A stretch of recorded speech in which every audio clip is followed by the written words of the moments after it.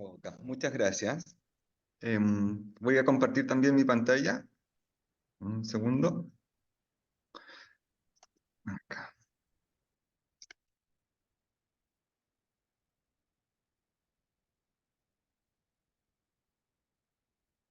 Perfecto. ¿Se ve bien? ¿Y me escuchan? Se ve bien, profe. Súper. Se escucha, Sí se sí, escucha. Ok, se escucha muy bien. súper. Perdón. Bueno, muy bienvenidos a todos a este seminario. Eh, Estoy muy contento de poder darlo porque tengo ganas de compartir algunas cositas que les voy a contar más adelante. Pero me parece súper bien que haya todo este interés respecto a este tremendo tema que tenemos respecto a lo que es el trauma complejo y las distintas dimensiones que implica esta temática. Así que súper bien, me parece extraordinaria la convocatoria que tuvo. Y bueno, espero poder presentarles algunas ideas y algunas cosas respecto a lo que es el trauma complejo desde una perspectiva neurobiológica, pero desde la óptica también de los sistemas de cuidado. Esto un poco haciendo un cierto preámbulo también a lo que va a ser el curso de neurociencias y trauma complejo. Así que va un poco mirando hacia allá, pero no va a tener los mismos contenidos que lo que vamos a ver obviamente en el curso. Así que súper bien. Bueno, la verdad es que me perdí por un problema técnico si es que hubo una presentación o no. Me parece que sí. Pero de todas maneras les cuento, dentro de las cosas que hice este último año, el año pasado, el 2023, es que estuve trabajando en residencias infantiles, entonces de mejor niñez. Entonces estuve trabajando ahí mismo, en las mismas residencias, en dos residencias específicamente, y por lo tanto tengo toda una apreciación o una nueva apreciación a lo mejor de lo que es el ejercicio del cuidado en entornos que son altamente vulnerables y cómo estas condiciones de trauma complejo implican dificultades de muy amplio espectro para poder ayudarlos, en definitiva, y para poder cuidarlos apropiadamente. Así que en la medida en que vayamos avanzando, les voy a ir comentando algunas cosas al respecto. La idea es que podamos hacer esta presentación en esta primera hora. Y luego va a haber un tiempo también para las preguntas, así que les pido que si hayan algunas preguntas que impliquen tal vez explayarnos un poco más, las dejemos para el final, y si hay preguntas sobre algo que no se haya comprendido, me las pueden hacer inmediatamente para que no pierdan tampoco el hilo de lo que estamos comentando. ¿Ok? Entonces,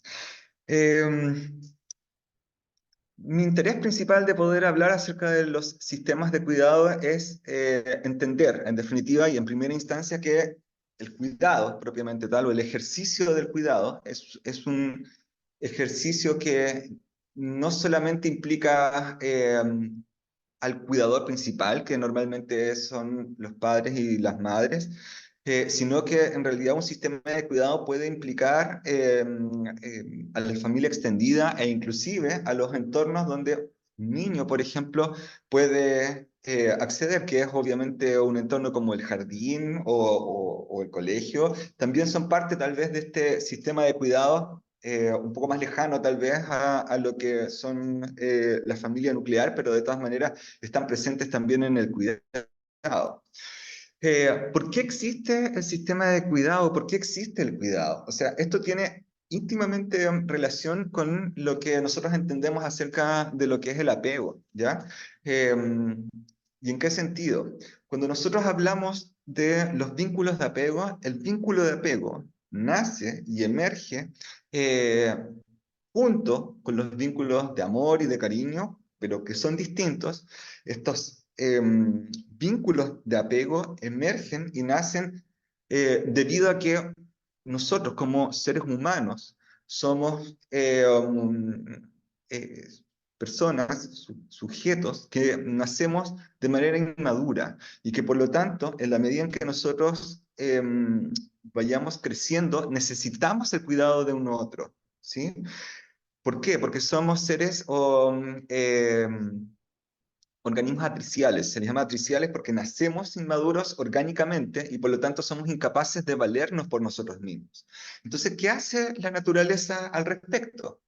Crea un sistema que permite generar este vínculo de apego y que hace que en definitiva existan cuidadores, que es un evento que va más allá de lo racional. O sea, quiero que se entienda que no es algo que el ser humano como especie lo haya pensado en la medida en que fue avanzando en la evolución. Simplemente ocurre, y no solamente ocurre en esta especie, sino que sobre todo en las especies mamíferas, ocurre este proceso de generar este vínculo, de tal manera de que al nacer y desde antes de nacer ya se vaya creando esta relación, este apego, y que permite que en definitiva este bebé y este niño pueda ir sobreviviendo. En el caso, por ejemplo, de otras especies se habla de la impronta o el imprinting, que es un proceso que ocurre también durante el nacimiento y que convergen no solamente experiencias sensoriales, es decir, del tacto y del olfato, que van creando, digamos, un poco este proceso de vinculación, sino que también hay una serie de hormonas que funcionan durante ese proceso que también generan este vínculo y finalmente este vínculo de apego. Entonces, cuando hablamos de la generación de un vínculo de apego, en ese vínculo de apego nace un sistema de cuidado, ¿sí? Eso es tal vez la idea que les quiero transmitir aquí, es que un sistema de cuidado parte desde un inicio, por la naturaleza propia del ser humano, nace para poder cuidarnos, en definitiva, debido a que nacemos en forma inmadura y por lo tanto expuestos, ¿no? Expuestos a lo que puede acontecer a nuestro alrededor. Entonces eh, eh, no es un evento cualquiera, digamos, sino que está bastante bien estructurado desde la naturaleza para que nosotros podamos crear estos procesos vinculares y finalmente creamos este sistema, ¿no? ¿Había alguien que quería consultar algo?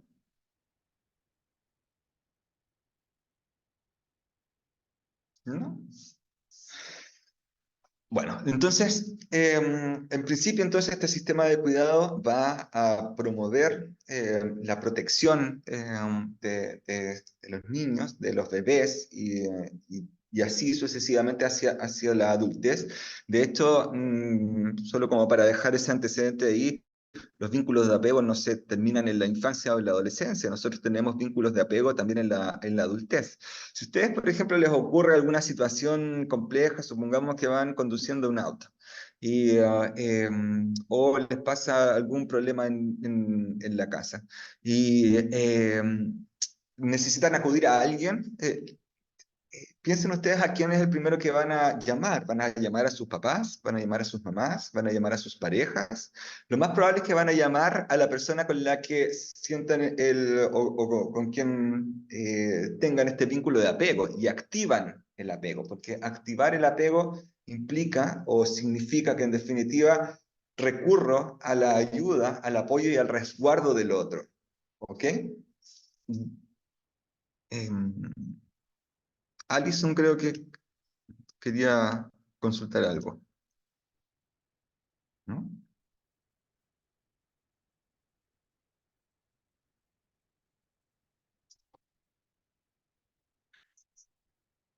Bueno, entonces en este proceso, en definitiva, ocurre este cuidado.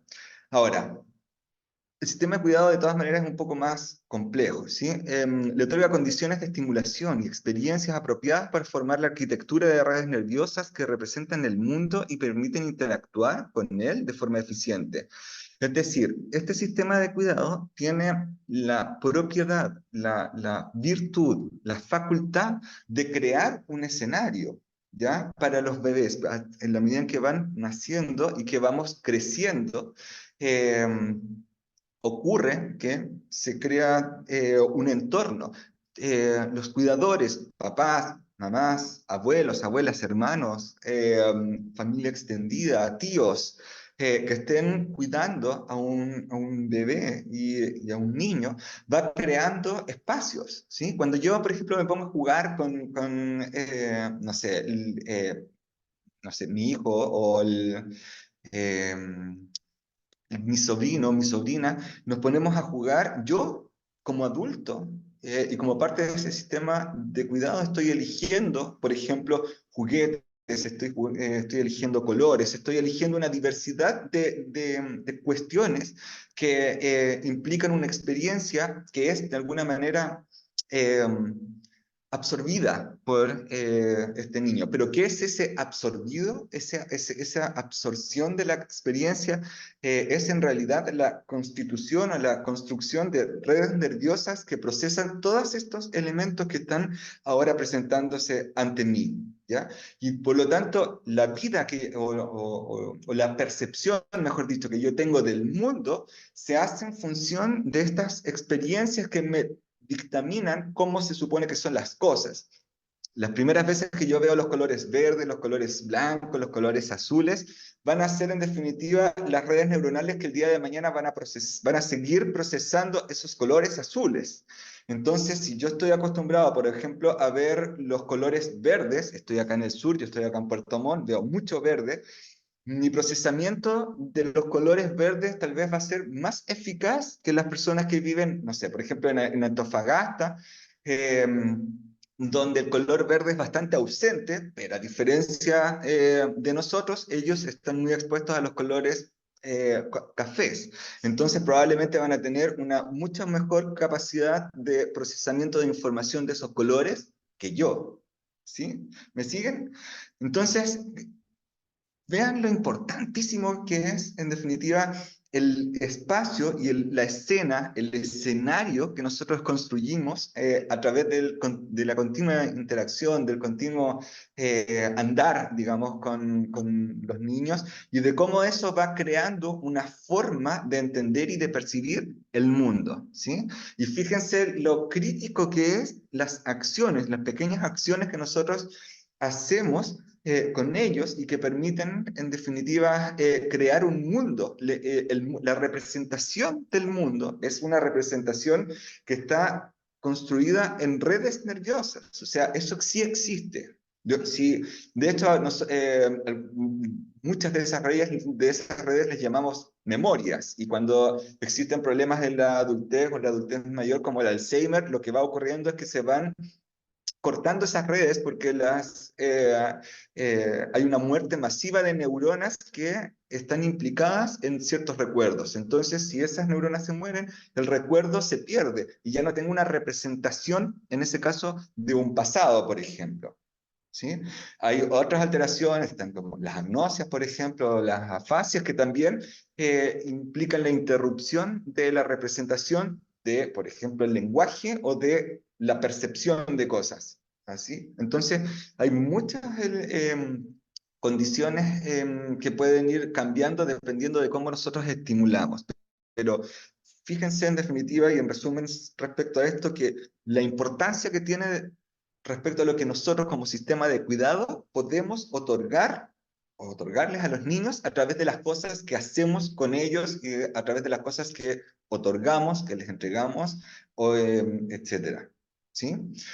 Esto va a conllevar finalmente que el mundo interno y externo de este niño, de esta niña, de este adolescente, va a ir tomando estabilidad, ¿ya? Porque en la medida en que esto sea constante en el tiempo, que esa mamá, ese papá, ese hermano, ese tío, esa abuela, quien sea, que esté constantemente ahí y que le presente, digamos, este mundo también, y a su vez el niño, a través de sus propias elecciones y de la interacción a lo mejor con otros niños, también va a ir construyendo un mundo interno y externo junto a este sistema de cuidado, y eso va a tener una estabilidad en el tiempo. Y esa estabilidad, a su vez, le otorga predictibilidad. Es decir, yo ya sé lo que va a acontecer si es que hago esto o esto otro, porque yo ya sé cómo va a responder mi mamá, cómo va a responder mi hermano, cómo va a responder mi abuelita, etcétera, si es que yo hago una u otra cosa. Pues yo sé cómo va a responder mi perrito si es que yo le hago un cariño de cierta manera. O ya sé lo que va a pasar con el juguete si yo lo empujo. Fíjense toda la predictibilidad que implica, en definitiva, para ese niño haber construido a través del tiempo estas relaciones con su sistema de cuidado. ¿Sí? ¿Se fijan que el sistema de cuidado entonces es extraordinariamente relevante, si no prioritario y fundamental en la vida de los niños, de las niñas y de los adolescentes para su crecimiento? Porque la capacidad que tiene un niño de poder interactuar con el mundo depende, eh, si no es el 90%, depende de este sistema de cuidado. Obviamente le otorgamos también un espacio a las experiencias espontáneas, por supuesto que ahí también hay aprendizajes, hay otros elementos, pero en gran medida el sistema de cuidado define muchas de las cosas que ocurren con los niños.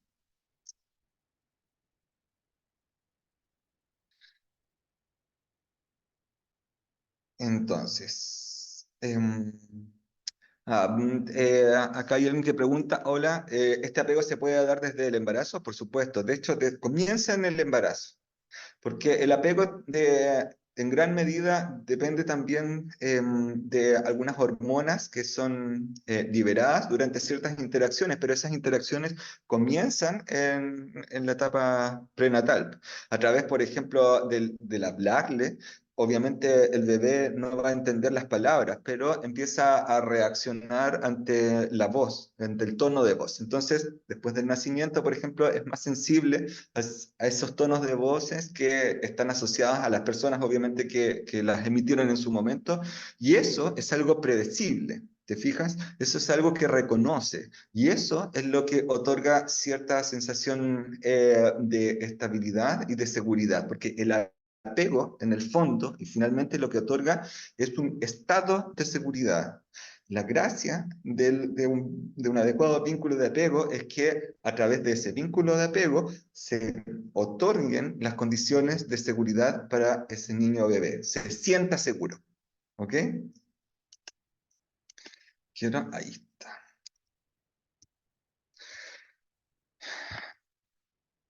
Ok.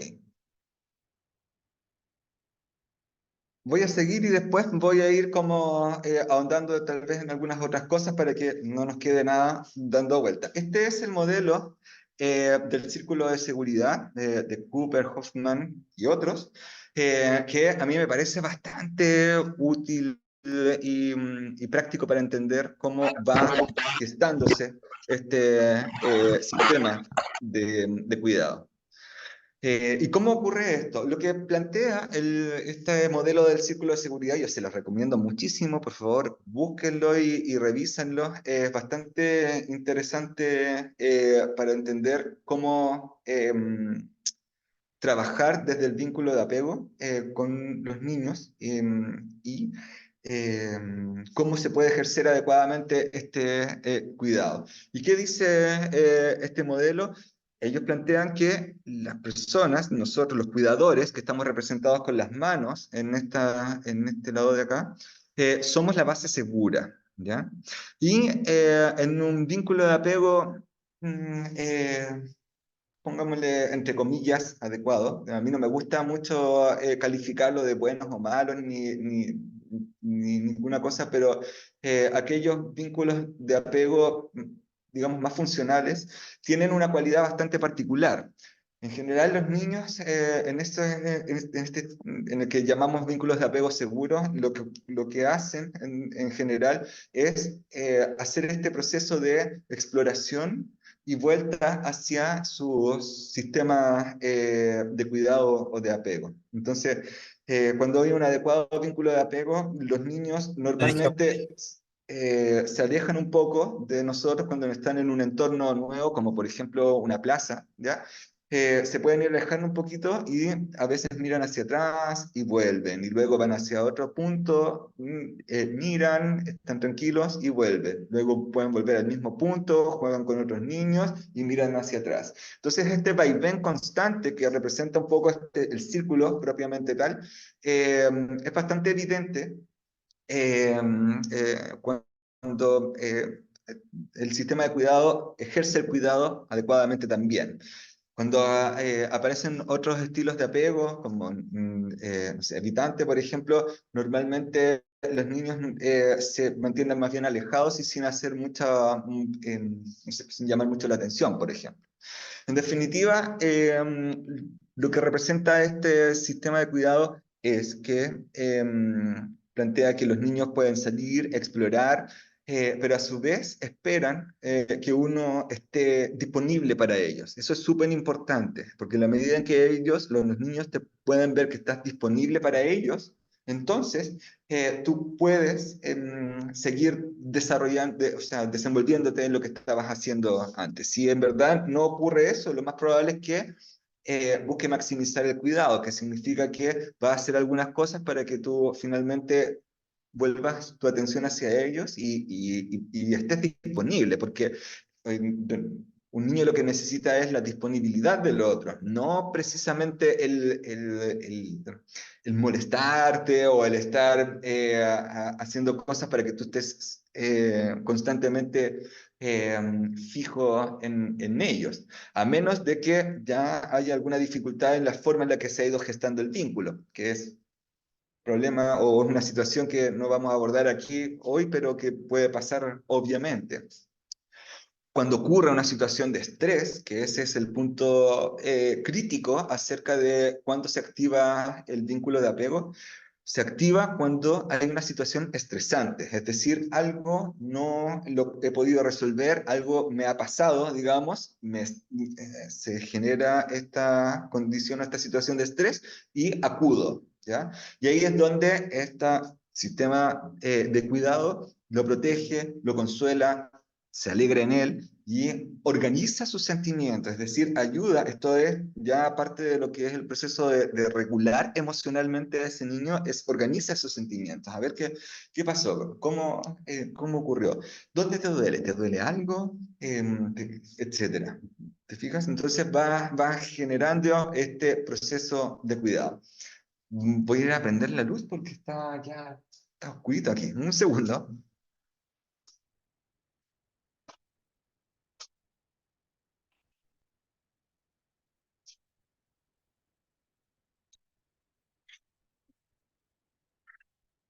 Bueno, y eso ahora, todavía no entramos a lo que es el trauma propiamente tal. Vamos a ir hacia aquello, pero me gustaría que primero tengamos bien presente entonces a qué nos referimos con este sistema de cuidado y cómo, por ejemplo, este modelo de cuidado, que es el círculo de seguridad, representa bastante bien desde la teoría del apego cómo funciona finalmente el resguardo, el apoyo y el cuidado finalmente de los niños. Voy a leer un poquito el chat, pero solo en detalles acerca de cosas muy específicas, ¿sí?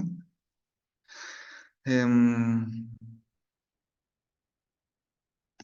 Dice aquí, ¿es posible que se evite o que hayan distintos tipos de apego en un mismo tiempo con distintas personas? Sí, por supuesto, pero normalmente las figuras de apego son muy reducidas, ¿sí? Uno o dos a lo más. Entonces, es extraño que eso ocurra, pero no lo descarto, porque en definitiva también va a depender de la diada propiamente tal que se construya. A veces, obviamente, la relación no depende de uno solo, sino que también de lo que te pueda otorgar el otro. Entonces, si el otro te otorga un espacio de cuidado diferente, se puede ir creando vínculos de apego diferentes, pero rara vez van a ser muy distintos, ¿sí? Luego. ¿De quién es el modelo? Acá abajito está, es de Cooper y Hoffman y Powell, que son sus creadores, y se llama Círculo de Seguridad. La mayor parte está en inglés, sí, y las capacitaciones y las acreditaciones son bastante caras, pero tuve yo la oportunidad de trabajar con una persona acreditada y estuvimos abordando el modelo en harta profundidad. Así que si pudieran hacer la acreditación en Círculo de Seguridad, se los recomiendo completamente. Además, tiene unos materiales súper, súper buenos de trabajo. Sí, ahí lo están comentando también otros colegas. Ok, entonces.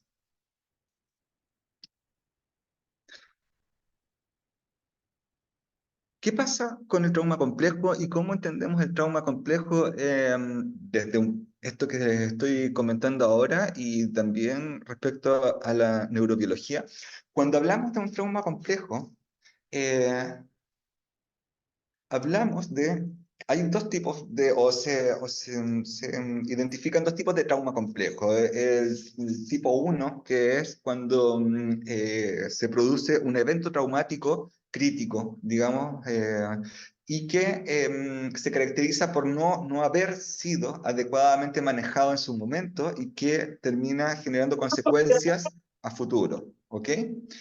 Em, y el segundo tipo tiene que ver más bien con eh, una serie de situaciones traumáticas, sistemáticas en el tiempo y que se mantienen en el tiempo.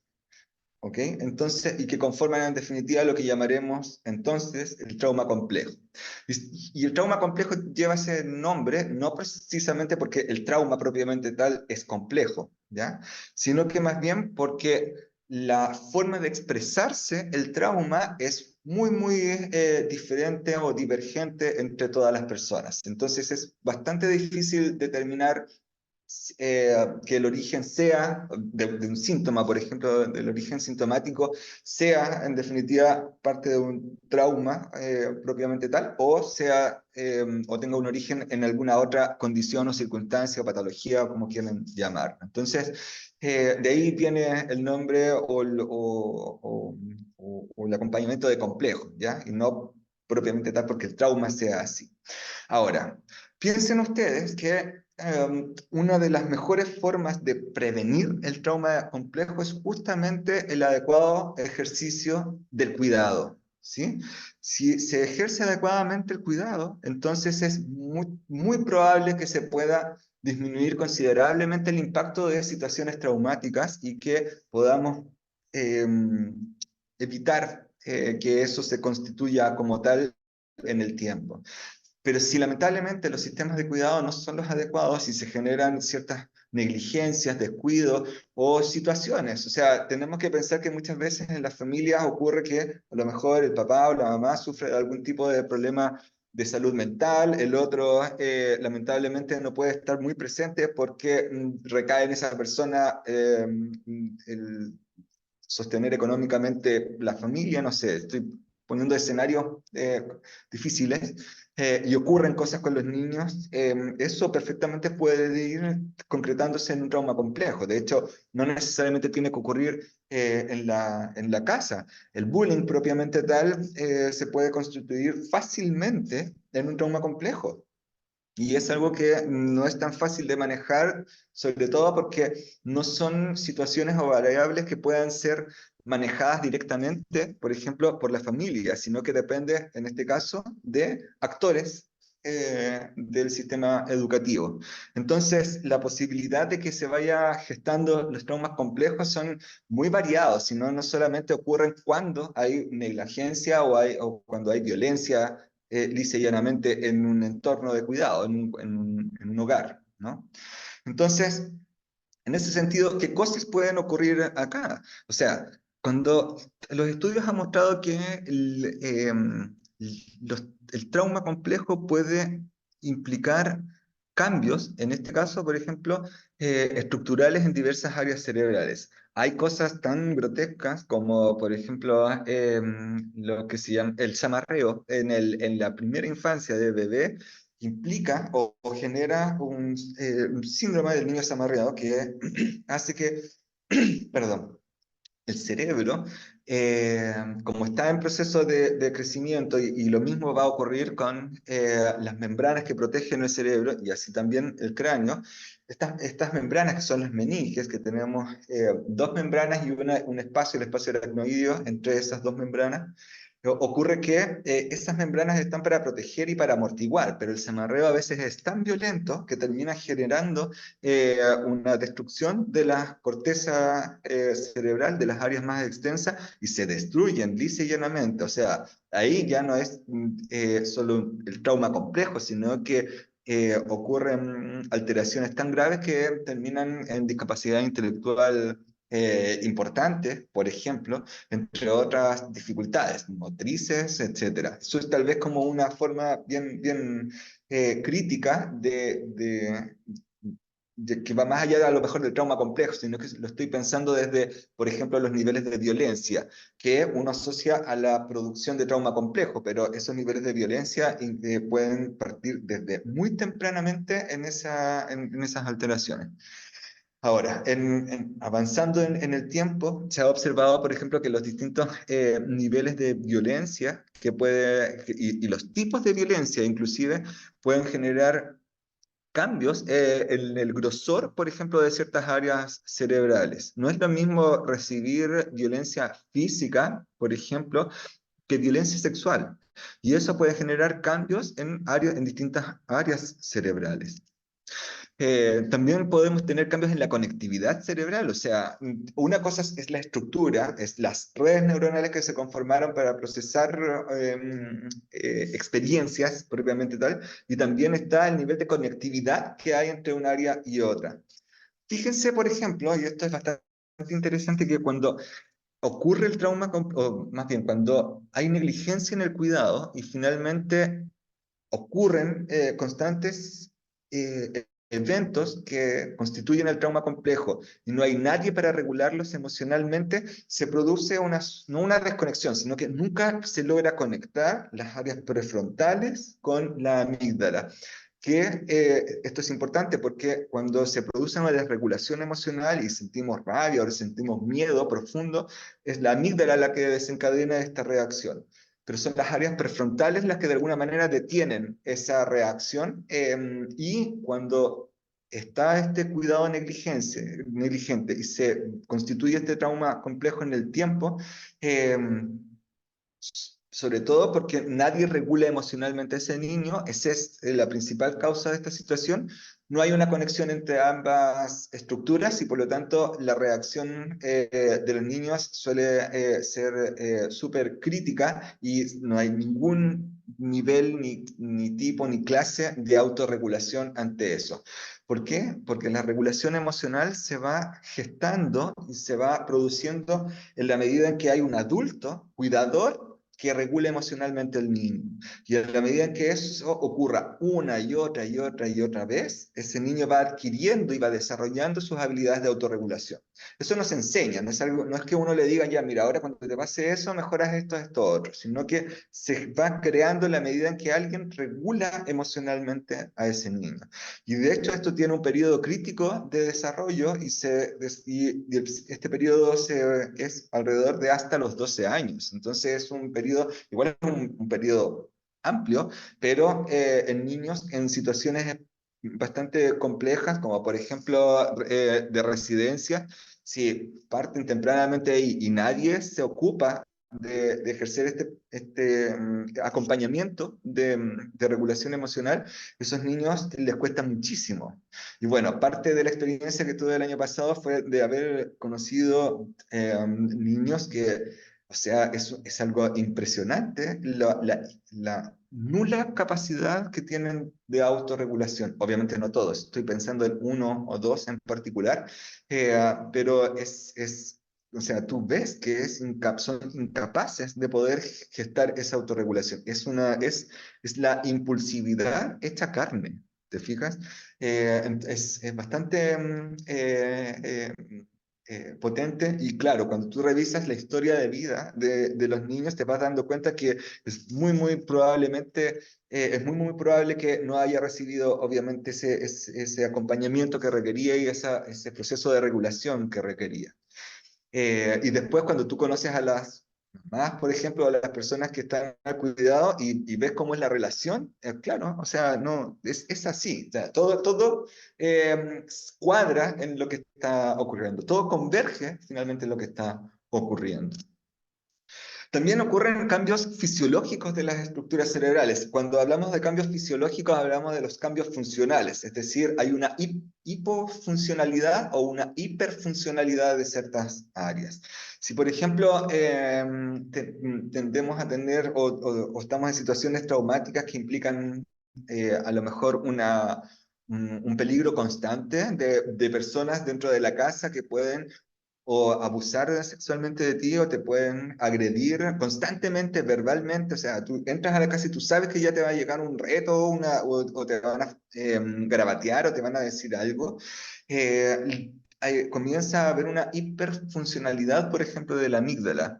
Y eso se convierte también en lo que nosotros llamamos la hipervigilancia, que hay otras estructuras ahí cerebrales que también están presentes, pero en este ámbito la amígdala es súper relevante porque es la que ha aprendido, es la que ha definido patrones de circunstancias a las cuales reacciona. Y cuando la amígdala detecta que está esa situación, es decir, escuché la voz de, no sé, de mi papá, que es el que normalmente me pega o me grita, entonces reacciona inmediatamente eso y es una hiperfuncionalidad, porque hay una sobrereacción, en definitiva. ¿Sí? Así como también podemos encontrar hiporreacciones de ciertas estructuras cerebrales. Y también hay cambios en el sistema neurohormonal. No olvidemos que todas estas circunstancias generan estrés. El estrés es el medio por el cual nuestro organismo tiene la capacidad de reaccionar y de enfrentar situaciones que impliquen alguna dificultad o un problema. El estrés es necesario, bueno, útil, práctico, funcional para nuestro sistema, para nuestro organismo, pero nosotros, humanos, sistemas humanos, especie humana, por alguna extraña razón, a través de nuestro crecimiento y desarrollo, nos hemos dedicado constantemente a sobreexplotar este sistema de confrontación, este sistema de enfrentamiento de situaciones críticas. Y por lo tanto, cuando ese estrés ya no es circunstancial, sino que se vuelve crónico, empieza a generar alteraciones también en nuestras respuestas al estrés. Estoy hablando, chiquillos, de algunas cuantas cosas. O sea, yo les estoy contando algunas cuestiones que ocurren. O sea, como podrán ver, el abanico de posibilidades de situaciones que ocurren en una situación de trauma complejo es muy amplio y yo estoy tratando de reducirlo solo para ir contándoles algunas de estas otras cosas que va sucediendo en una situación de trauma complejo. Entonces, ¿qué pasa cuando existe este trauma complejo y, y hay un descuido por parte de su sistema de cuidado de manera sistemática? Comienza a aparecer este sentido crónico del peligro. Este es el modelo de Le Calenier, que no sé si de ahí lo comentaron, pero también trabajo con Felipe y ocupamos estos modelos en los diplomados. Em, este es un modelo de Felipe, donde muestra de alguna manera algunas de las cuestiones más evidentes dentro de lo que se exhibe en el trauma complejo. Tal vez lo más crucial y característico es este sentido crónico del peligro que puede tener un niño y después un adulto. Y eso se transforma, por ejemplo, en esta actitud y conducta hiperalerta, ¿no? Los niños y los adultos están constantemente como pendientes de lo que va a ocurrir a su alrededor, y eso se ve bastante, ¿sí? Es como estar constantemente pendiente de lo que va a ocurrir. Pero además encontramos condiciones de desconfianza y de inseguridad. Los niños, sobre todo en sistema residencial, les cuesta bastante confiar y muchas veces confían, pero a veces se trata de una confianza funcional, digamos, te demuestran la confianza, pero porque es funcional para sus propias necesidades, pero en el fondo saben o entienden que tú eres una persona pasajera en sus vidas, eres una persona o eres un sujeto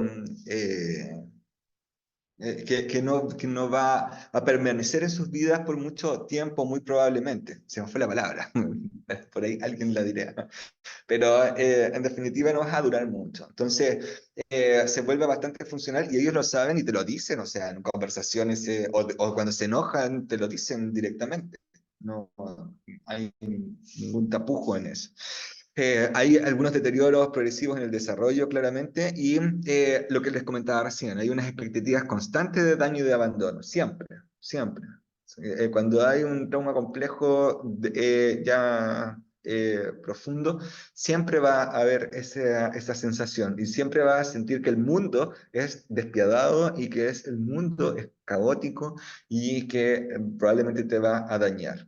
Y yo estoy seguro que muchos de ustedes lo deben haber escuchado, visto, experienciado o ya en primera persona o con los niños, niñas que atienden, etcétera. Ante eso, la respuesta o las estrategias de afrontamiento son bastante poco funcionales, ¿ya? Y ahí es donde aparece, por ejemplo, eh, como respuesta la pelea, el escape, la complacencia y el anestesiarse, como la disociación. Entonces es bastante evidente estas formas de poder reaccionar ante estas situaciones que constituyeron el trauma complejo. ¿Ok? Entonces, ¿qué pasa, por ejemplo? Alguien preguntó, me pareció haber leído, alguien preguntaba, ¿qué pasa en las residencias infantiles?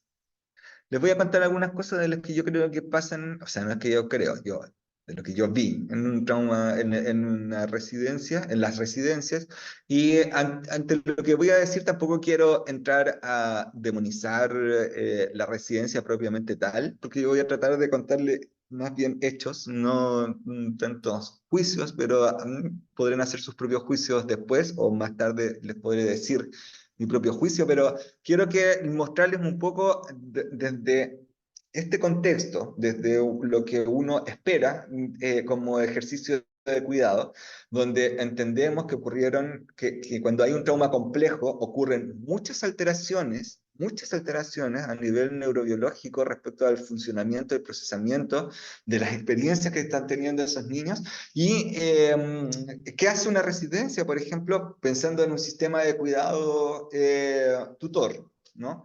¿Qué es lo que ocurre, qué es lo que hace o qué es lo que no hace, ¿ya? En estas circunstancias? Y esto tal vez es un aprendizaje para entender lo crítico y crucial que son ciertas cosas y qué otras cosas tal vez no son tan cruciales. ¿Ok? Por ejemplo, eh, lo más importante que debe haber para un niño que se encuentra en trauma complejo, porque no estamos hablando solamente de un niño que carece o que eh, felizmente no ha tenido que transitar por trauma complejo, ¿ya? Lo que más se requiere en esas circunstancias es la estabilidad y continuidad de los cuidadores y profesionales. Y eso es justamente una de las cosas que son más difíciles de lograr en estos entornos. ¿Por qué? Según lo que yo veo, hay muchas carencias y hay muchas dificultades de toda índole, pero piensen ustedes, o tal vez algo que más crítico me pareció a mí es el nivel de estrés que hay en un entorno residencial. Y ese nivel de estrés, obviamente no solo por el papeleo y el trabajo administrativo, que es bastante, el sistema solicita muchos insumos que implican hartas tareas, pero además de eso, todas las situaciones que acontecen dentro de la residencia con los mismos niños y con los cuidadores, hace que en definitiva no sea tan fácil mantenerse en ese trabajo. Muchos de los cuidadores después siguen buscando en otros lugares trabajo o ocurren situaciones de negligencia que terminan implicando tener que sacar a ese cuidador debido a que no funcionó. Entonces, por decirles algo, fíjese lo que les voy a decir. Al menos una, sino dos personas, pero al menos una persona por mes cambia en ese sistema de cuidado. Una persona. ¿Cuántas personas en sus propios sistemas de cuidado íntimos, personales, de ustedes mismos, en sus vidas familiares, cuántas veces han cambiado personas, cuidadores, en ese sistema de cuidado? Si hubo una separación, una persona cambió, ¿sí?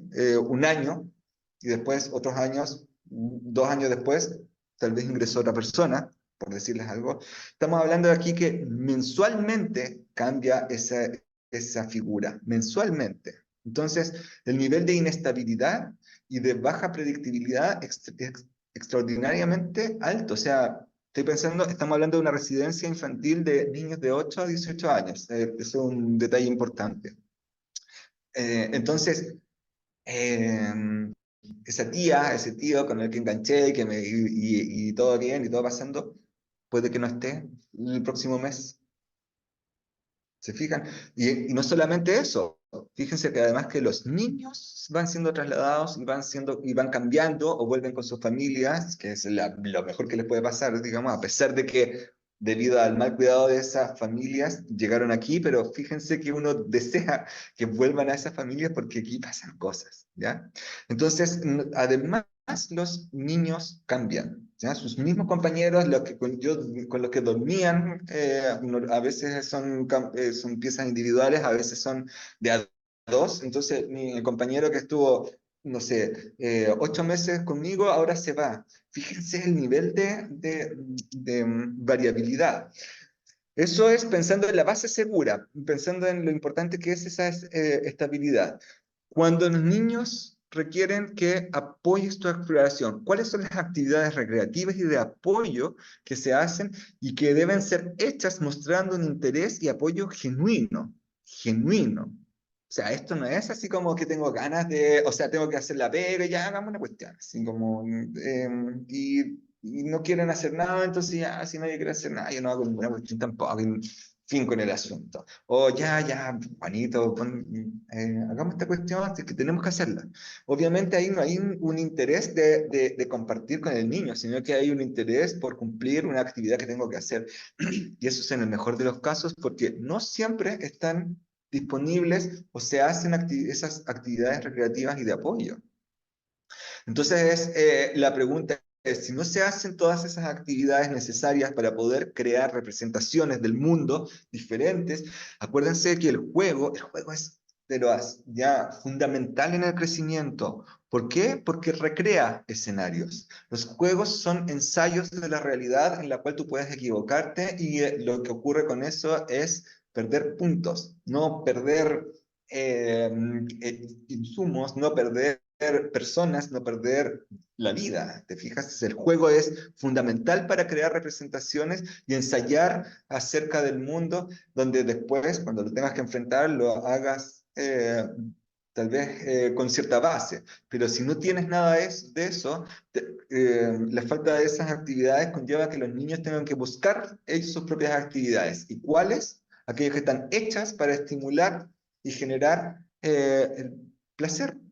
Y eso lo generan los juegos de teléfono, las redes sociales, están hechas para producir esos goteos de placer. El consumo de drogas, cigarros, alcohol, etcétera, produce esos goteos placenteros que de alguna manera reemplazaron, porque ya cuando entras en ese camino es difícil salir, reemplazaron todas las actividades recreativas y de apoyo que se esperaba que ocurrieran con genuino interés. ¿Qué pasa cuando requiere el apoyo? ¿No? ¿Es atendido y se generan las respuestas ante las necesidades de esos niños? Eso es súper importante que ocurra en un sistema de cuidado. Normalmente los profesionales o los cuidadores lo pueden otorgar. Eso tal vez es una de las cosas que mejor o más vi yo mismo en la residencia, de que finalmente se atendía, o sea, si ocurría algo, se atendía, ¿ok? Pero eso es fundamental, o sea, eso te da cierta confianza, en definitiva, de que un otro va a estar, y en una condición de trauma complejo de un niño, ya estoy pensando fuera contexto de residencia, es fundamental que pueda confiar en que va a ser respondida su necesidad. ¿Sí? Si esa necesidad implica que está teniendo problemas en el colegio, voy a volver al ejemplo del bullying, y hay bullying, y te lo comenta, y tú le dices, bueno, pero defiéndete, o no sé, o siempre ya llegaste con lo mismo, pero ¿cómo no te cambias a profesora de colegio, o sea, de curso? ¿Por qué no te ponen el B o en el C? Entonces, devuelves esa necesidad y queda en nada. Lo que ese niño necesita es que tú te movilices. ¿Te fijas? ¿Pasó de nuevo? Ok, vamos mañana al colegio. Vas y hablas y haces, aunque no llegues a nada, lo más importante de eso es que ese niño vea que tú te movilizaste e hiciste algo, porque es esa la señal que indica que ante una circunstancia que ocurra, tú entonces vas a reaccionar cuando él no pueda reaccionar, porque hay veces en las que no va a poder resolver. Y eso va a ayudar a que en definitiva las condiciones del trauma complejo vayan disminuyendo. Em, Cuando requiere ese niño ser protegido, ser consolado y que se alegren en él, es importante que eso sea acogido por parte del adulto y lo regule emocionalmente, ¿sí? Y eso no es para nada fácil. Nuevamente, regular emocionalmente a un niño que ha transitado por trauma complejo o que transita por un trauma complejo es extraordinaria, puede ser extraordinariamente más intensa las reacciones afectivas, o al contrario, puede quedar disociado y tú lo miras y no sabes qué hacer, porque en realidad, ¿cómo interactúo con alguien que con suerte me está mirando? ¿Te fijas? O al revés, se descuadra intensamente y terminamos tirando sillas o mesas, golpeándose, haciendo rocking, etcétera. Entonces, la habilidad de regulación emocional tiene que ser bastante eh, profesional, si ustedes quieren, o capacitados, o sea, si ustedes van a trabajar con familias que requieren, donde está el niño que presenta trauma complejo y que tiene reacciones intensas, o sea, eso es un foco primordial, ayudar a la familia, a los papás, a la mamá o a los cuidadores en este caso, a poder realizar o ejercer acciones que sean efectivas en la regulación emocional. Y para eso hay que descubrirlos a través del vínculo de apego, lo hablaremos en algún otro momento, pero es fundamental que lo podamos ir descubriendo a través del vínculo. No es una receta, ¿te fijas? No es algo que uno dice, haz esto, haz esto, otro, sino que hay que trabajarlo desde la emergencia del vínculo, donde van a aparecer la manifestación de estas condiciones y el cuidador va a poder encontrar las cosas, las formas que mejor regulen emocionalmente a ese niño. Y finalmente, ese refugio seguro, ese sujeto, ese que es la base segura del cual estábamos hablando, lisa y llanamente tiene que transformarse en una figura de apego. Entonces la pregunta es que en estos sistemas de cuidado, o en el sistema de cuidado, finalmente se emerge un vínculo de apego y emerge una figura de apego a la cual pueda acudir ese niño, porque en condiciones de trauma complejo es sumamente relevante que eso ocurra. ¿Y por qué? Porque en el fondo y en definitiva, el primer objetivo que nosotros debemos tener respecto al trauma complejo es que se detengan las condiciones de traumatización. Y eso es algo realmente difícil. Nosotros no nos dedicamos en primera instancia al trauma. Nosotros nos dedicamos en primera instancia a las condiciones que generan el trauma. Y todas estas cuestiones que les he estado comentando tienen que ver justamente con eso, con detener las condiciones de trauma complejo y promover y potenciar las condiciones de bienestar. Eso es lo primero que hay que hacer. Después se ve, a muchos autores de hecho delegan a la tercera, cuarta, quinta cosa que hay que hacer es dedicarse al trauma propiamente tal, al hecho, a resignificar. Algunos ni siquiera dicen, ni siquiera hay que hacer eso en la infancia, eso se deja para la posteridad. Lo primero aquí es proteger y generar las condiciones de estabilidad y qué? Porque no olvidemos que estamos en proceso de desarrollo y los niños están en proceso de desarrollo de las áreas cerebrales que procesan todas estas experiencias y por lo tanto, si nosotros no mejoramos estas condiciones, las experiencias que están procesando van a determinar en gran medida muchas de las cosas que van a ocurrir en el futuro. Si hoy no me puedo regular emocionalmente, difícilmente me voy a regular a los 20, a los 25, a los 30 años. No significa, eso no implica que sea imposible, pero se hace mucho más difícil. Y eso implica mucho más riesgo de que ocurran cosas si es que finalmente no desarrolló esa habilidad de autorregulación emocional. Entonces, he ahí tal vez el norte de esto. Para ir finalizando esta presentación, un poco comentando las mismas cosas que les acabo de decir, ¿sí? ¿Cómo hacemos este cuidado del trauma complejo? ¿Cómo cuidamos a alguien que ha transitado por un trauma complejo? Primero, evitar que se siga gestando el trauma complejo, es decir, que no se siga manteniendo las circunstancias que traumatizan o que generan el trauma complejo, se los comentaba recién. Proporcionar las condiciones adecuadas de cuidado, eso es fundamental, chiquillos. Parece que esto fuera como algo obvio, pero ante esa obviedad les juro y les prometo que lo que siempre veo es que no se logran esas condiciones adecuadas. Si ustedes me preguntan, en una residencia infantil, ¿por qué estamos hablando de niños con trauma complejo? No estamos hablando de niños comunes y corrientes que pueden ser hermanos, dos, tres que pueden estar al cuidado de un papá o una mamá. Fíjense en eso. Estábamos hablando de niños que requieren un cuidado bastante particular. Por lo menos debiera haber un cuidador por niño o un cuidador cada 2 niños. Ideal. Evidentemente eso no se va a lograr con el costo que implica eso, pero o sea, si se trata de ayudar a un niño en esas condiciones, tendría que ser así. Y si no, no. Y si no, para eso están las alternativas, a lo mejor FAE, hasta las aldeas SOS, creo que tienen mejor perspectiva del sistema respecto a su funcionamiento que en general las residencias, porque en las residencias ocurre lamentablemente esa situación. Es demasiado difícil lograr las condiciones óptimas para el cuidado de los niños, pero la hay. También conocí, tuve una experiencia positiva respecto a que es posible que se generen mejores condiciones. Tal vez tiene que ver también con el rango de edad. Es más complejo lograr las condiciones para niños de 8 a 18 años que para niños lactantes a primera infancia. Eh, pero es una situación compleja.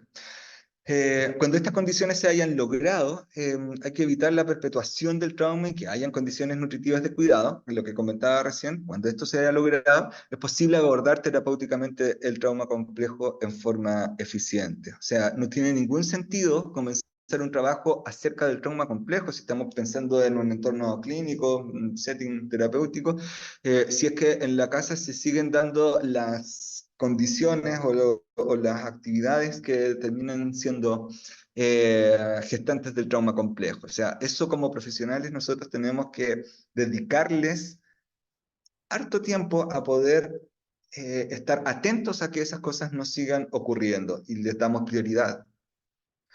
Recordemos además que el trauma complejo implica eventos y estados afectivos continuos que generan consolidaciones y modificaciones de redes neuronales que están asociadas desde los estímulos sensoriales hasta las cogniciones acerca de la experiencia traumática. O sea, en otras palabras, nuestro sistema nervioso se ha ido estructurando en base a esas experiencias. O sea, ¿cómo observa y cómo interpreta el mundo un niño que constantemente está siendo violentado? Constantemente, que el lugar de cuidado, el lugar donde tiene que ser cuidado, es el lugar donde es violentado constantemente. O sea, partimos ahí desde una posición dilemática compleja hacia un entorno que es vulnerador constantemente. Entonces, ¿cómo es el mundo? ¿Fijas cómo es el mundo? Y finalmente, entonces, ¿a qué apuntamos en la psicoterapia? Y aquí yo les planteo como alternativa de trabajo, orientar también el proceso hacia aquello que es gatillado por el trauma. O sea, no solamente el trauma o no el trauma, sino que nos gatilla el trauma. El trauma complejo nos genera, por ejemplo, ciertos estados de hipervigilancia, tener a lo mejor una cierta sensibilidad, una hipersensibilidad hacia ciertos tipos de estímulos, de situaciones. No puedo ver a lo mejor, no sé, no me gustan las personas. Estoy hablando de un niño en particular, por ejemplo, no le gustaban las personas de pelo largo y le generaba mucha ansiedad a las personas de pelo largo porque, no lo reveló nunca, pero nosotros presumimos siempre que tenía que ver con que había ocurrido, la persona que lo había agredido sexualmente había sido una persona que tenía el pelo largo, entonces no le gustaban los hombres de pelo largo. ¿Sí? Entonces todo ese tipo, y eso gatillaba, ¿te fijas? Eso gatillaba una reacción. ¿Sí? Eso, chiquillos. Voy a leer el chat, porque estamos, em, me gustaría aprovechar de alcanzar a revisar algunas cosas que hayan comentado en el chat, que no lo puedo mover. Em, Preguntan aquí, preguntas rápidas: ¿el acoso laboral se puede convertir en un trauma complejo? Así es, de todas maneras, es un trauma complejo en la adultez. Y sí, he visto, he atendido a personas que han eh, constituido un trauma complejo debido a situaciones laborales graves. Cuando un niño ve violencia física en sus padres, se genera un trauma en él, perfectamente puede ocurrir. Porque no es que igual hay que tener ojo con que no se tratan de situaciones concretas y específicas, sino que hay que ver también cómo es experimentado por ese niño, o cuántas veces ocurrió esa situación, cómo se abordó esa situación. Si es un niño que a lo mejor es primera vez que ve esa situación y nadie habla con él respecto a esa situación, claramente va a ocurrir una circunstancia que va a implicar trauma complejo. ¿Sí? Eh, y si esto lo ve constantemente, también es muy posible. De hecho, claramente la violencia física nunca es justificable de ninguna manera y siempre va a ser traumática por lo mismo, porque además es algo que está completamente, eh, es completamente inaceptable. ¿Sí? Eh, Se me corren un poco mm, los diálogos. A ver, no hay conexión entre la amígdala. Se perdió eso. Me imagino que era no hay conexión entre la amígdala y la corteza, siempre hay conexión. Siempre hay una conexión entre las distintas áreas cerebrales. Tiene que ver con la eficacia de la conectividad entre un área y otra. Eso es, ¿ya? Para que se lo imaginen bien, siempre van a ver, pero esa conexión no necesariamente es suficientemente funcional, ¿ya?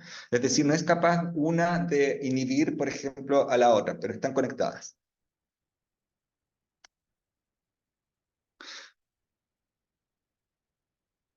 Veamos, dice, entonces un niño de 10 años abusado sexualmente y no tuvo contención ni apoyo psicológico puede ser hoy una persona que no se controla, por ejemplo, control de la ira, de rabia. Puede ser, pero ahí hay que estudiar la trayectoria o el proceso que aconteció ahí. O sea, si por ejemplo comenzó las dificultades del control de impulso en ese periodo y posteriormente a eso no hubo nada que ayudase a ese niño porque, no sé, los papás se separaron y el papá o se quedó al cuidado del papá o de la mamá, que además tenían sus propias dificultades y no pudieron hacerse cargo de las necesidades de autorregulación. Estoy divagando con esto. Podríamos terminar en un proceso en el cual durante esa maduración nerviosa no se generaran las condiciones para tal vez crear esa autorregulación.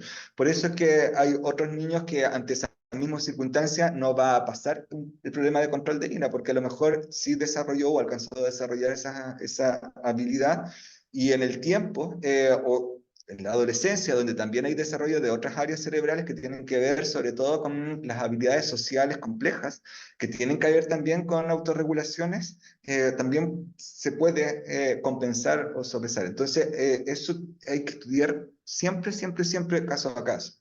Uno a mí me gusta ver todo esto que les estoy mostrando y contando desde la perspectiva de alternativas que nosotros tenemos que tener presentes a la hora de atender, porque pueden pasar todas esas cosas, porque entiendo que existen todos estos escenarios respecto al desarrollo cerebral, ¿sí? Em, Qué bueno que tengan hartas preguntas, pero espero que no les haya generado yo más dudas, sino que tal vez sea como más interés, no más. Estoy leyendo así ya como bien graneado. Lo hiperalerta vendría siendo como la ansiedad, de cierta manera. No hay que confundirlo, qué buena pregunta. Porque la ansiedad es una respuesta ante las incertidumbres, ¿sí? Y por lo tanto es súper factible que esa ansiedad emerja en ciertas circunstancias, pero lo hiperalerta es un estado, la ansiedad es una reacción sintomática, mientras que el hiperalerta o el estar hiperalerta es un estado. Es un estado en el que constantemente yo estoy pendiente de lo que va a ocurrir a mi alrededor. Entonces, a veces ese estado de hiperalerta se puede volver más ansioso cuando sé que puede ocurrir algo, cuando sé que realmente puede ocurrir algo, porque tengo algún antecedente, porque no sé, pues me fui a meter a una población compleja y ando, no sé, pues con el computador en la mano, por decirte algo, ahí el hiperalerta se da junto con la ansiedad. Me pongo ansioso porque yo sé que algo más puede ocurrir. Eh,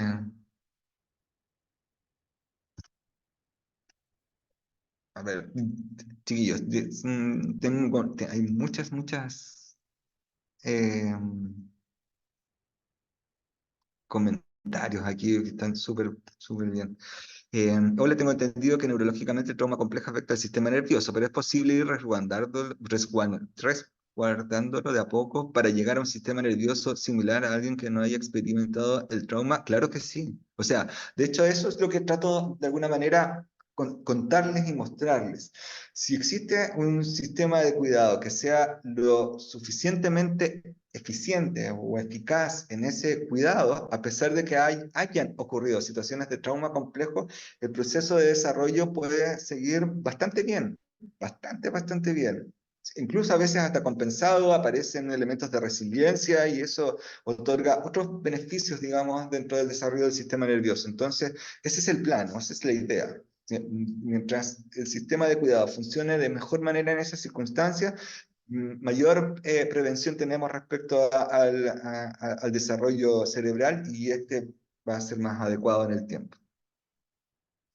Y se me pasó con mis niñas de internados. Se creó un vínculo tan bonito y ahora no puedo ir a verlas. Y ellas me han extrañado muchísimo. Es exactamente lo que yo les decía. Y eso es por sí mismo traumático. Ese es el punto. Soy terapeuta egresada y en mi internado creamos un lazo muy bonito. Sí, súper. Quiero aprovechar de dar el micrófono, digamos, a personas que quieran comentar algo.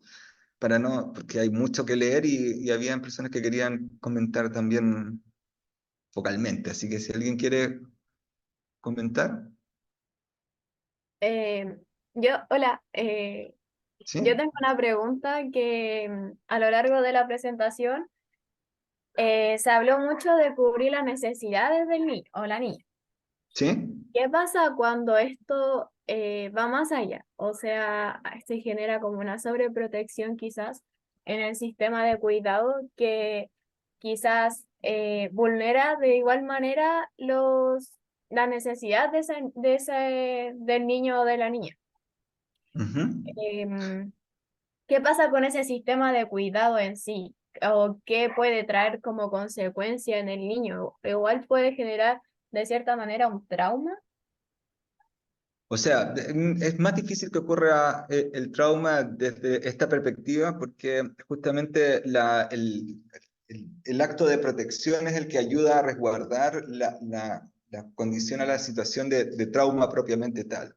Pero también ante una condición, yo me imagino que estás pensando en un estilo de apego ambivalente, por ejemplo, eh, que si bien no se gestan como condiciones de trauma propiamente tal, sí pueden aparecer dificultades en sus habilidades de autorregulación emocional igual. Entonces, aunque no haya un trauma propiamente tal, sí se generan estas dificultades de autorregulación.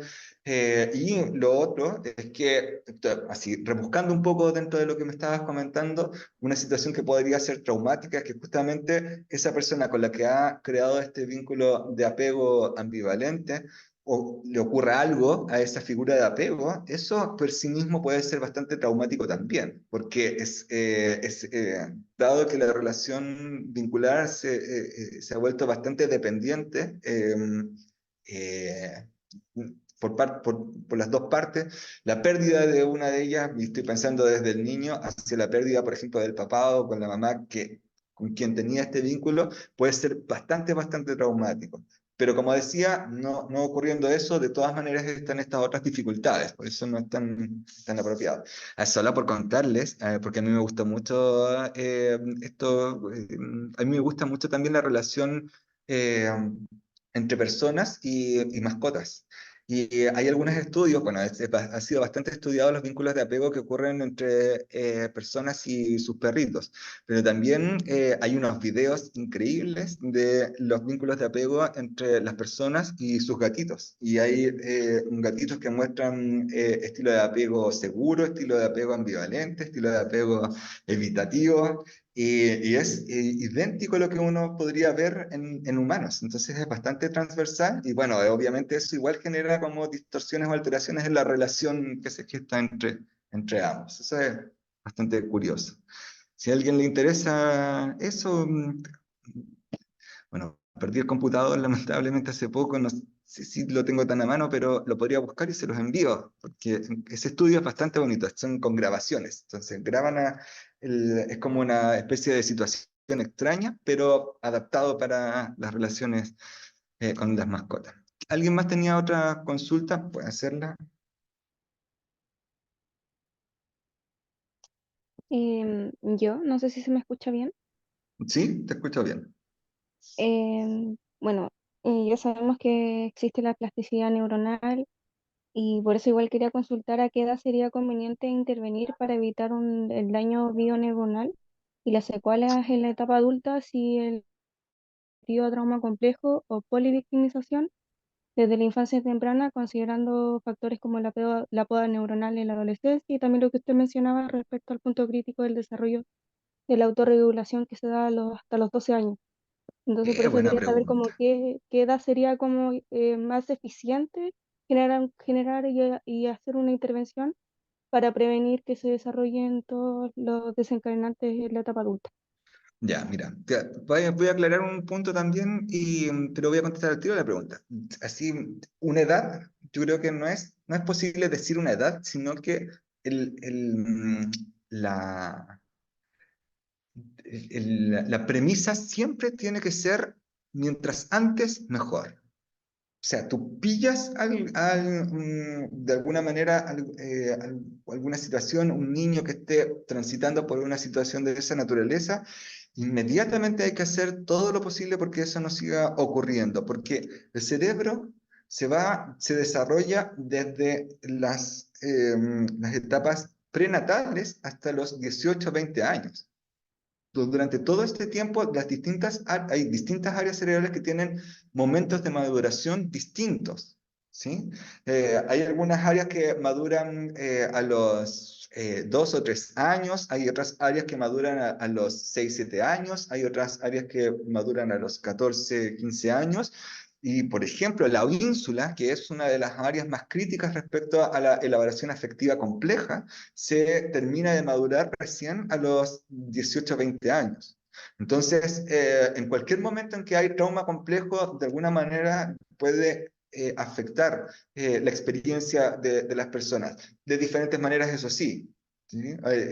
Más tempranamente genera probablemente alteraciones de niveles más sensoriales, pero cuando los traumas complejos emergen más tardíamente en la edad, probablemente afectan más las relaciones, cómo nosotros manejamos las relaciones sociales. Entonces, yo creo que eso es súper importante considerarlo. Y otra cosa que me gustaría comentar también es que no hay que pensar que el cerebro estrictamente se daña. No es que se dañe el cerebro. El cerebro lo que hace es adaptarse ante las circunstancias que se me están otorgando. Si constantemente yo estoy ante un entorno de violencia, esa alteración que yo les cuento acerca de la hiperactividad que se produce en la amígdala, en realidad o en el fondo es una adaptación que hace el organismo debido a que hay un entorno que es constantemente agresivo. Entonces, en esa circunstancia, yo genero una adaptación en mi organismo para mantenerte alerta, porque claramente estás constantemente eh, expuesto a esa violencia. ¿Te fijas? Entonces es una adaptación, es un cambio adaptativo que hace el organismo, pero que es inadecuado ante los entornos, mm, entre paréntesis, no sé si ocupar la palabra, ya no me gustó, pero entre los entornos más ya, cotidianos, normales, ¿no? O ausentes en definitiva de eso. Lo adecuado para nosotros es estar en entornos en los que no tengamos que estar constantemente alertas a que nos vayan a pegar, a que nos vayan a insultar, a que nos vayan a tocar, a que nos vayan a hacer cualquier cosa. ¿Sí? Entonces son adaptaciones. Alguien, vamos a ver, a dar la última mano porque, ¿verdad? Ya se nos pasó la hora y yo por mí sigo, pero hay otras personas aquí que ya tienen que Sí, terminar. Pero cuéntenme primero que más. todo, profe, agradecerle eh, esta instancia de poder entender de pronto nuestras propias vivencias de trauma complejo. Yo hacía una pregunta en el chat, ¿qué pasa cuando los niños son abandonados? O sea, mi vida siempre ha sido de un trauma complejo y ahora tengo 55 años. La verdad es que nunca he Ujú. generado como un apego con las personas. Mm, Sí con mis perritos y con mis gatitos. eh, mm, Estoy estudiando Derecho en segundo año y ujú, aún así me cuesta confiar en la gente, me cuesta, tengo muchos amigos, mucha gente que me quiere, que me apoya, pero a mí me cuesta ingresarlo a mi círculo de quereres, de mis ¿sí? personas, digamos. Entonces, no sé, la vida de Topacio no es nada comparada con la mía, fui abandonada, fui violada, fui torturada en dictadura, etcétera, etcétera, etcétera. Estoy en condición de discapacidad, ingresé a la Ujú, universidad a estudiar Derecho el año pasado, que es lo único que me queda, entre comillas, como para poder trabajar y generar ingresos. Em, pero ese tramo complejo yo siempre lo fui como resguardando, como en una caparazón que me imagino debe ser la resiliencia, eh, que lo he escuchado muchas veces en que dice, mm, si te caes 7 veces, te levantas 8, porque obviamente uno parte del piso para levantarse y después se cae y se vuelve a parar otras 7 veces. O sea, eh, y me ha servido como para avanzar no solamente en el ámbito social, sino que también en el ámbito de desarrollo personal. ujú, Tengo metas siempre muy altas, me exijo demasiado, eh, entonces eh, he tratado de plasmar, fui para docente 14 años, entonces también el apego con las chiquillas, yo les decía, chiquillas, ustedes pueden más, su familia es compleja, la vida no es perfecta, pero ustedes tienen que siempre sacar lo mejor de lo peor.